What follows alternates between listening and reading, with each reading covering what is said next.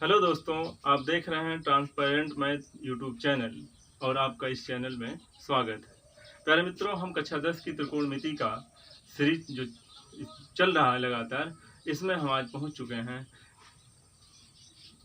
पूरक कोणों की त्रिकोणमिति अनुपात।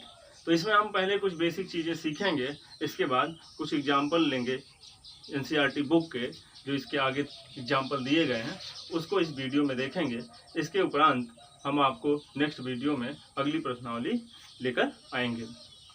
प्यारे मित्रों, पूरक कोणों का मतलब ये रहा, ऐसे दो कोण जिनका योगफल ऐसे 2 कोण जिनका योगफल 90 अंश होता है, पूरक कोण कहते हैं। अगर आपसे कहा जाए, आपसे पूछा जाए कि पूरक कोण क्या होते हैं, तो आप बताएंगे पूरक कोण ऐसे 2 कोण होते हैं जिनका योगफल 90 अंश होता है। मित्रों, आप जानते हैं कि समकोण त्रिभुज में एक कोण 90 अंश का होता है, तो 2 कोण जो शेष बचते हैं उनका भी योगफल 90 होना चाहिए। तो त्रिकोणमिति में आप 90 अंश वाले त्रिभुज को देख रहे हैं, तो एक कोण 90 अंश होता है, 2 कोण जो शेष बचते हैं उनका योगफल 90 है, इसलिए वे दोनों कोण समपूरक कोण यहाँ पे पूरक कोण कहलाते हैं। जैसे आइए हम देखें, ये आपके सामने हमने एक समकोण त्रिभुज बना दिया, एक समकोण त्रिभुज बना दिया, और इस समकोण त्रिभुज में अगर हम ले लें कि ये कोण ए बी और सी, यानी त्रिभुज ए बी सी है, त्रिभुज ए बी सी में कोण बी 90 अंश का है, तो आप जानते हैं कि त्रिभुज के तीनों कोणों का योगफल 180 अंश होता है। तो जब अकेला ये 90 निकल जाएगा, तो ये दोनों कोण मिलकर कितना कोण बनाएंगे? ये दोनों मिलकर कितने अंश का कोण बनाएंगे? 90 अंश का कोण बनाएंगे, क्योंकि 90 अकेला है और 90 और चाहिए 180 होने के लिए, दोनों कोणों को और जोड़ देंगे तो तीनों कोणों का योगफल 180 अंश हो जाएगा। मित्रों, हम अगर देखें यहाँ पर, अगर हम थीटा मान लें, तो इसका मान आपको 90 माइनस थीटा मिल जाएगा। क्या मिल जाएगा? 90 माइनस थीटा मिल जाएगा। तो दोस्तों, आइए हम देखते हैं कि पूरक कोणों के त्रिकोणमितीय अनुपात क्या होते हैं, यानी इनके बीच क्या संबंध बनता है। इसी संबंध को देखेंगे और इसी संबंध को आगे एग्जाम्पल में लगाएंगे, और एग्जाम्पल के बाद जो प्रश्नावली 8.3 आएगी उसमें भी पूरक कोणों के त्रिकोणमितीय अनुपात से संबंधित प्रश्न पूछे गए हैं। इन्हीं की तरीके से हम वहाँ हल करेंगे।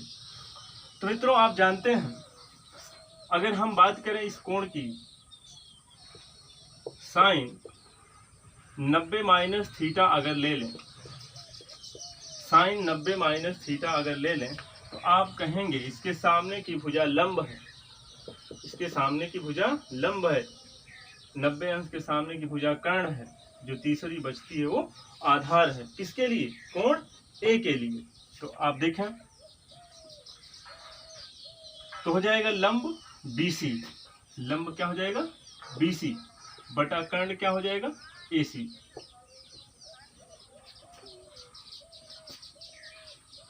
कास 90 माइनस थीटा, अगर हम कास 90 माइनस थीटा लें, तो आप इसके लिए बताएंगे आधार बटा कर्ण, यानी AB बटा AC। इतना तो समझ रहे होंगे। अगर समझ रहे हैं तो हम tan 90 माइनस थीटा लिखते हैं, tan 90 माइनस थीटा लिखेंगे, इसके सामने लंब है, ये आधार है, यानी BC बटा AB हो जाएगा, BC बटा AB। इसी प्रकार tan का उल्टा काट होता है, cot 90 minus theta is equal to हो जाएगा tan का उल्टा, यानी AB बटा BC। सेक अगर ले लेते हैं 90 माइनस थीटा, तो आप बताएंगे ये कास का उल्टा होता है, AC बटा AB। और कासेक 90 माइनस थीटा ले लें, अगर कोसेक 90 माइनस थीटा ले लें, तो आप बताएंगे साइन का उल्टा होता है, तो होगा AC बटा BC। प्यारे मित्रों, साइन थीटा बराबर लंब बटा कर्ण, कास थीटा बराबर आधार बटा कर्ण, tan थीटा बराबर लंब बटा आधार, काट थीटा बराबर आधार बटा लंब, सेक थीटा बराबर आधार बटा कर्ण, कौशिक थीटा बराबर कर्ण बटा लंब। अब देखिए हमने तो इसके लिए सभी त्रिकोणमितीय अनुपातों का मान तो लिख लिया। अब इसके लिए सभी त्रिकोणमितीय अनुपातों का मान लिख लेते हैं। किसके लिए? थीटा के लिए। तो साइन थीटा के लिए अगर हम बात करेंगे तो आप साइन थीटा के सामने देखेंगे लंब है, 90 अंश के सामने कर्ण है, और जो तीसरा बचता है वो आधार है। जिस कोण की बात की जा रही है वहीं से आप निर्धारित करेंगे लंब, आधार और कर्ण की। 90 अंश के सामने हालांकि हमेशा कर्ण होता है, थीटा हमने लिया तो सामने लंब है, ये आधार बनेगा। पिछली बार क्या था, इसको लिया तो लंब ये था, आधार ये था। अब की बार इसको लिए तो लंब ये है और आधार ये होगा। तो साइन थीटा के लिए ए बी बटा कर्ण वही रहेगा AC। कास थीटा बराबर अगर हम आपसे पूछ लें तो आधार BC बटा AC कहेंगे, आधार AC और कर्ण आधार BC कर्ण AC। टैन थीटा की अगर बात करें तो लंब बटा आधार AB बटा BC हो जाएगा। काट थीटा की अगर हम बात करें तो लंब बटा आधार बटा लंब हो जाएगा, यानी BC बटा AB। सेक थीटा की अगर हम बात करें तो कर्ण बटा आधार होगा AC बटा BC। और कौशिक थीटा की अगर हम बात करें, कौशिक थीटा की अगर बात करेंगे तो आप बताएंगे कर्ण बटा लंब AC बटा AB, AC बटा AB। मित्रों हमने इतना जो लिखा है ये हम पूरे कोणों के त्रिकोणमितीय अनुपात के बारे में जानकारी देना चाहते हैं। क्या संबंध बनते हैं इतना तो आप अपने आप लिख लेंगे, इतना तो पहले वीडियो में हमने आपको सिखा दिया।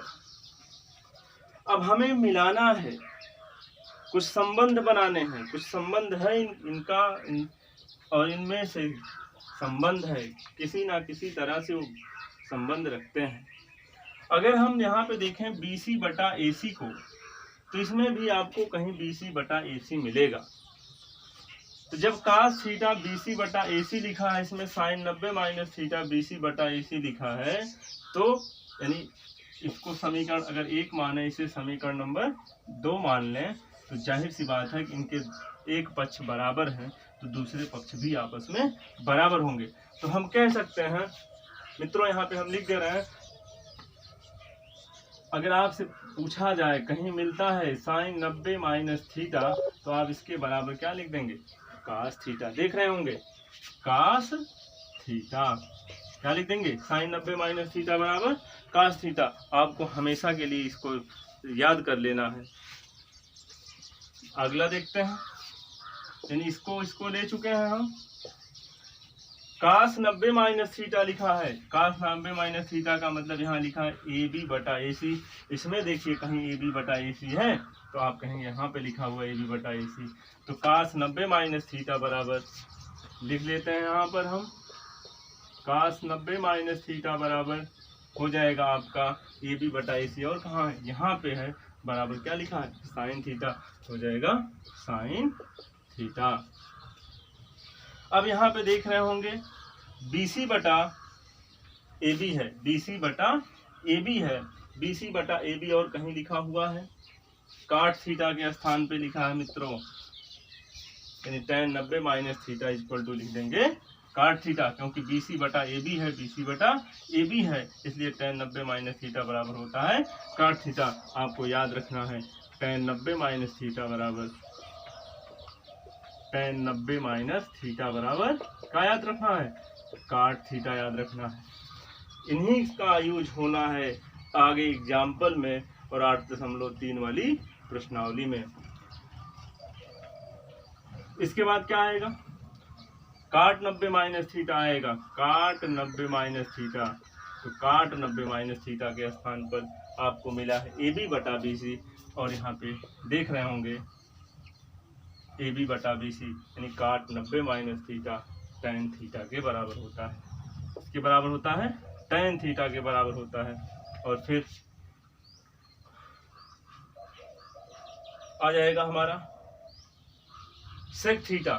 90 माइनस थीटा, सेक 90 माइनस थीटा। देखिए यहाँ पे लिखा है, हम यहीं लिख दे रहे हैं, सेक 90 माइनस थीटा।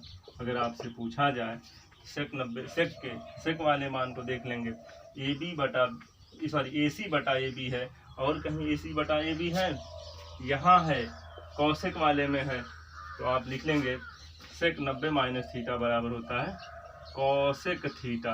आपको हेयर में हेडिंग लिखना है, पूरक कोणों के त्रिकोणमितीय अनुपात, चित्र बनाना है, साइन 90 माइनस थीटा, कास 90 माइनस थीटा, यानी सभी 90 माइनस थीटा के लिए सभी त्रिकोणमिति को मान लिखेंगे, और थीटा के लिए सभी त्रिकोणमितीय अनुपातों का मान लिखेंगे, जिससे जिसकी सिमिलरिटी बन रही होगी, जो जिसके बराबर होगा उसी के बराबर कर देंगे, तो ये आपको संबंध मिलता जाएगा। और हम आप लास्ट देखते हैं, कासेक 90 माइनस थीटा, और मिल जाएगा आपको सेक थीटा। उम्मीद करते हैं कि आप समझ पाए होंगे पूरक कोणों के त्रिकोणमिति अनुपात। पूरक कोण किसको कहते हैं, या कोटि पूरक कोण किसको कहते हैं? दोनों नाम एक ही है, कोटि पूरक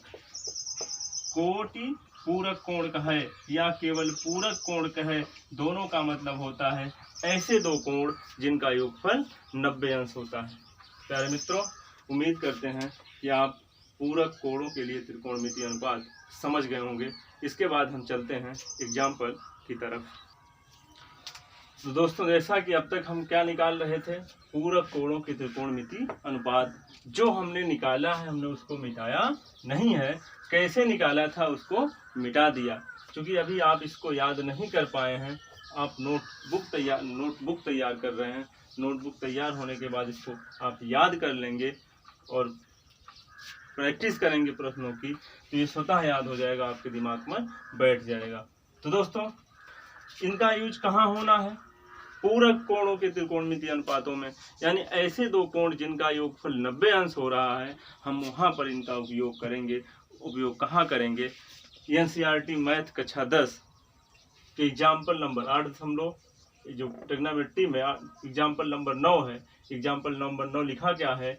tan 65 बटे cot 25 का मान निकालिए। तो प्यारे मित्रों, हम देख रहे हैं एग्जाम्पल 9 को, जिसमें इनको देखने के बाद हमारे दिमाग में स्वतः क्रिएट होना चाहिए कि 65 और 25 कहीं जोड़ने पर 90 तो नहीं हो रहे हैं। अगर इनका यूज होगा तो 90 होगा, अगर यूज नहीं होगा तो 90 अंश नहीं होगा। 65 और 25 को जोड़ेंगे तो 90 आ जाएगा। क्या आ जाएगा? 90 आ जाएगा। तो दोस्तों, कैसे करना है? जैसे अभी हमने देखा था, यहाँ पे लिखा है tan 65। क्या लिखा है? tan 65। इस 65 के स्थान पर अगर हम लिख दें, सोचिए, काट, क्या लिख दें? सॉरी, tan 65 के स्थान पर हम लिख दें अगर 90 ऋण 25। सोचिए, थोड़ा सा सोचना है। मान में कोई परिवर्तन तो हुआ नहीं, 65 का 65 ही है। 90 में से, क्योंकि 90 दोनों को जोड़ने पे हो रहा था, इसलिए हमने 90 में से 25 नीचे वाले को घटाया, 65 को हम चेंज कर रहे हैं। 90 में से अगर 25 को घटाया 65 आएगा। मान में कोई परिवर्तन नहीं हुआ, लेकिन मान में परिवर्तन नहीं हुआ, लेकिन रूप में इसके परिवर्तन हो गया। नीचे वैसे ही रहने दें, केवल एक, या तो अंश को चेंज करेंगे या तो हर को चेंज करेंगे। हमने अंश को चेंज किया है, तो आप भी या तो हर को चेंज करेंगे या तो अंश को चेंज करेंगे। दोनों को चेंज करेंगे तो गलत हो जाएगा। tan 90 माइनस थीटा के रूप का हो गया। इसका जो मॉडल बना है 90 माइनस थीटा के रूप का बना है।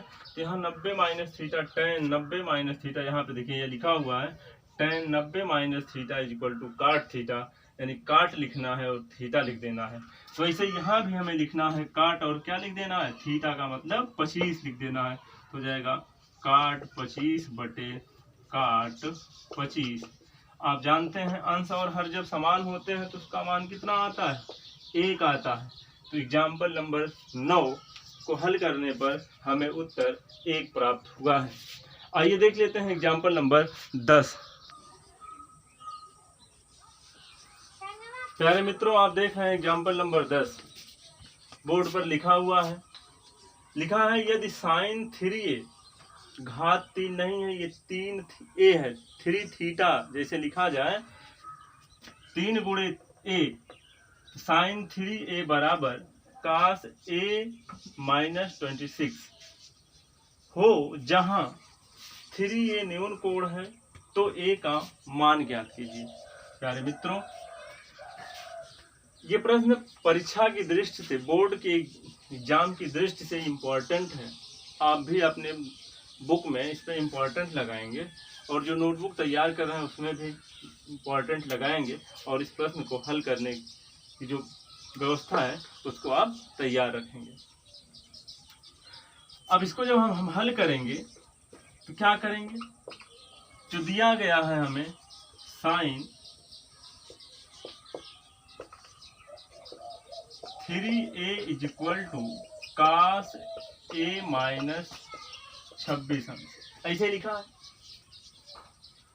आप तनिक सोच के बताइए, थोड़ा सा सोचना है, इसके स्थान पे हम क्या लिख सकते हैं। देखें,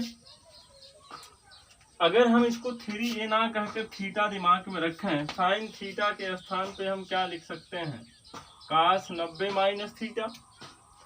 अगर साइन थीटा जो लिखा हुआ है अभी हमने प्राप्त किया है, ये पूरक कोणों के त्रिकोणमितीय अनुपात अभी हमने प्राप्त किया है, जैसा कि आप शुरुआत में देखे हैं। साइन थीटा के स्थान पर हम कास 90 माइनस थीटा लिख सकते हैं।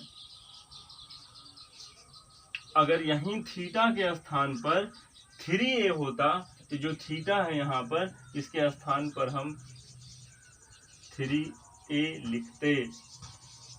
तो हम इसी की सहायता से, जैसे cos 90 minus theta is equal to हमें पता है होता है साइन थीटा। अगर हम यहाँ थीटा के स्थान पर 3a लिख दें तो आपको शायद आपत्ति नहीं होगी।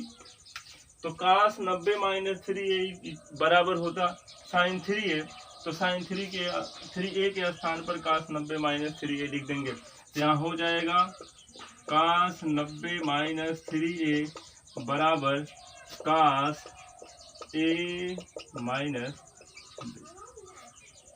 प्यारे मित्रों, समझ रहे हैं आप, और उम्मीद है कि हम आपको समझा पा रहे हैं। अब क्या करना है, इनकी तुलना कर देनी।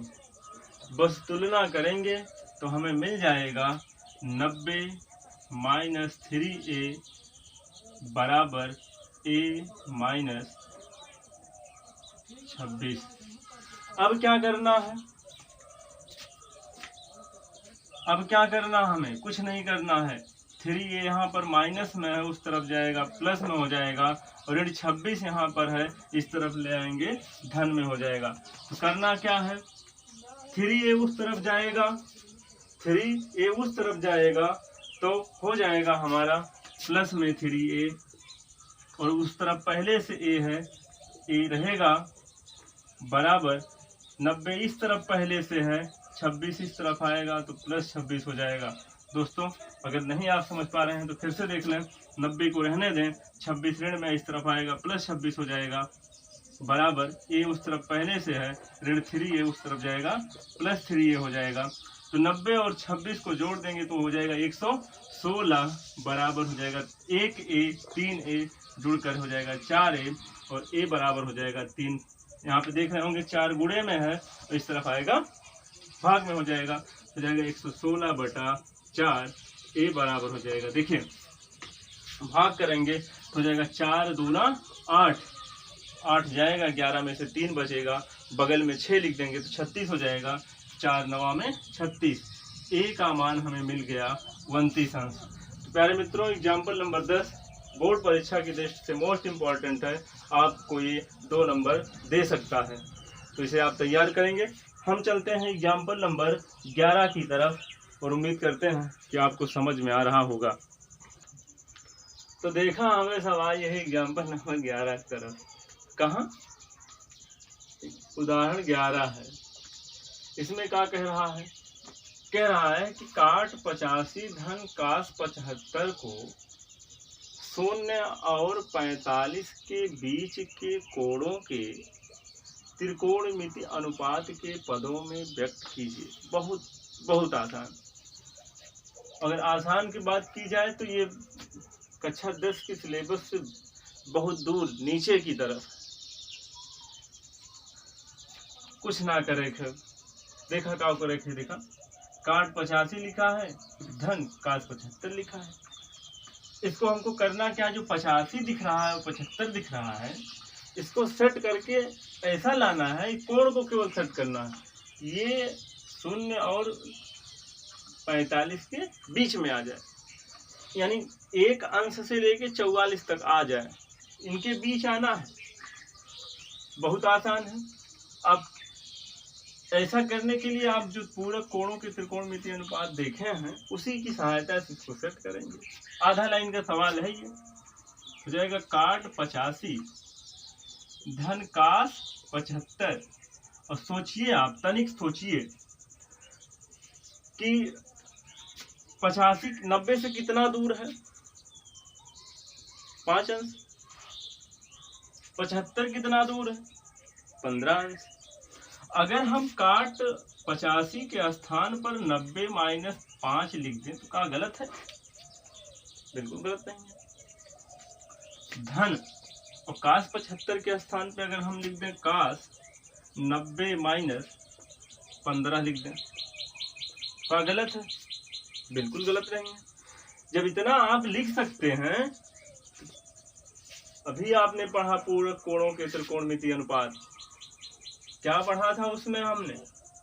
काट 90 - थीटा, थीटा के स्थान पर 0 भी हो सकता है, 1 2 3 5 कुछ भी हो सकता है। तो 90 - थीटा, कौन? काट 90 - थीटा बराबर tan थीटा। तो इसके स्थान पर प्यारे मित्रों आप लिख देंगे tan 5। क्यों लिख दिया? काट 90 - थीटा बराबर tan थीटा, काट 90 - 5 बराबर tan 5। धन काश 90 - थीटा, काश 90 - थीटा बराबर sin थीटा। तो इसके स्थान पर हो जाएगा sin 15। बस ये जो कोण था 0 और 45 के बीच में सेट हो गया, तो यही हमारा क्या हो जाता है, यही हमारा आंसर हो जाता है। हम उम्मीद करते हैं कि यह वीडियो आपको बहुत अच्छा लगा होगा। अगर बहुत अच्छा लगा हो, अगर आपको यह वीडियो बहुत अच्छा लगा हो तो वीडियो को लाइक करिए और इसे शेयर करिए। अगर हमारे चैनल को पहली बार देख रहे हैं तो सब्सक्राइब करिए, शेयर करिए। धन्यवाद।